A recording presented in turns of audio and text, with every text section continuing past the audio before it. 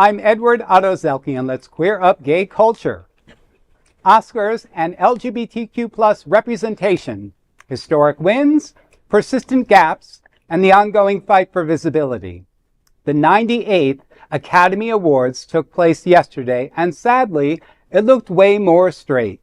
However, this has not always been the case. The history of LGBTQ plus representation at the Academy Awards has been marked by breakthrough moments. A major turning point came in 2005 when Brokeback Mountain earned 3 Oscars from 8 nominations, bringing queer storytelling into Hollywood mainstream. More than a decade later, Moonlight made history in 2017 as the first LGBTQ plus film and the first with an all-black main cast to win Best Picture. Representation milestones continued. In 2024, Spanish actor Carla Sofia Gascon became the first transgender performer nominated for Best Actress for Emilia Perez. Despite such moments, LGBTQ plus creators and actors remain underrepresented at the Oscars. Historically, straight actors have often won awards for portraying queer characters, while openly LGBTQ plus performers receive fewer nominations. In 2024, Colman Domingo became the only second openly gay man nominated for Best Actor following Ian McKellen. Meanwhile, Jodie Foster remains the only queer woman to win Best Actress. Jeremy Blacklow of GLAAD told Vanity Fair, quote, LGBTQ plus actors have long faced blatant employment discrimination and have felt forced to hide their sexual orientation and or gender identity if they hope to work at all, end quote. As the industry looks ahead to future ceremonies, advocates continue pushing for broader and more authentic LGBTQ plus representation in Hollywood. Will 2027 be any better? Only time will tell. Well, for decades, we've had, queer artists and stories. They've always helped shape our cinema. It's been, I think, within the last 25, 30 years that I've just been starting to see more of that. And, and I remember people like, I remember stories like Will and Grace, let's just say, where we had, the first gay TV show where we're seeing, gay characters and stuff. And yet we did have an actor, portray the main character who was straight playing it. So, and then we had a secondary character who was really gay playing a gay. So it took so long just to get that component on TV. And now we're here 2 decades later and we're still trying to fight for it. Yep. And this year we were, once again, not overlooked as a community. Yeah. Listen, yesterday were the Oscars, and it's usually very queer centric, and I like Edward said, there were so many spots and so many spaces where I was just like, ooh, like something's missing here, But let's, I want to say that Autumn Durad Arkapaw, she made history as the first woman to win an Oscar for Best Cinematography for Sinners. Okay, that's huge. Yeah. How is it that she's the first woman?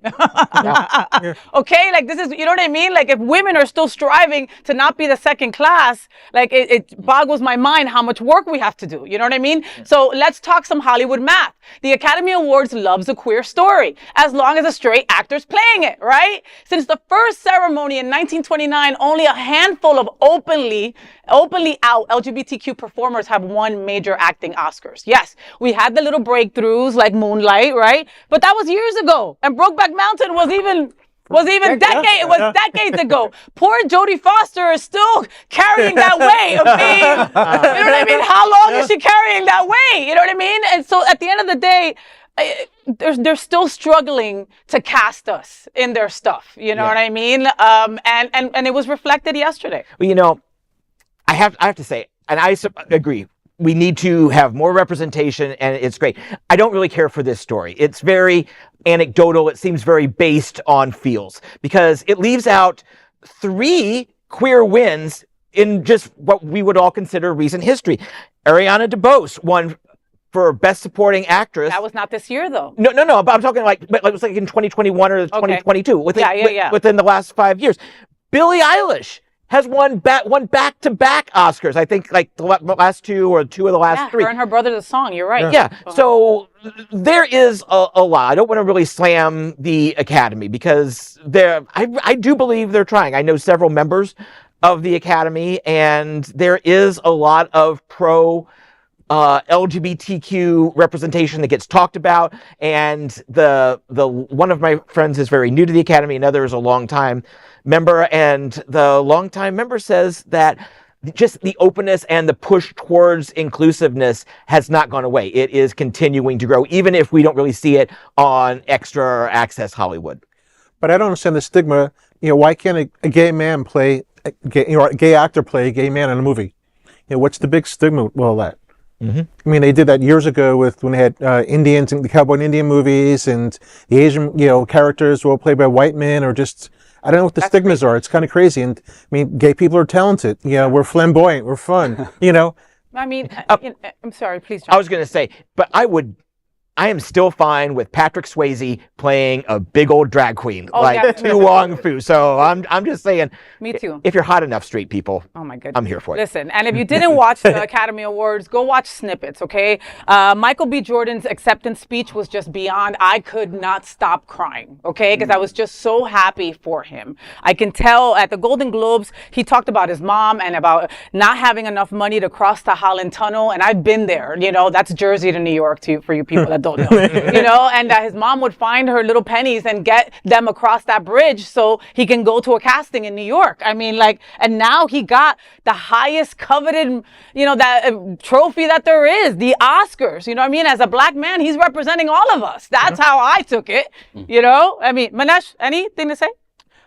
I like you said, I do think that the representation is still struggling, but just like you said, John, that they are at least being intentional about trying to include folks. I have also been able to see more trans identifying folks inside of a few films on like Netflix and things of that nature. Good point. So they are taking those necessary steps, but it is still kind of struggling in that space of support. 100%. Yeah. Well, there is no other queer nonprofit media platform like this in the entire world. Support our LGBTQ stories by sharing them and subscribing to Queer News Tonight.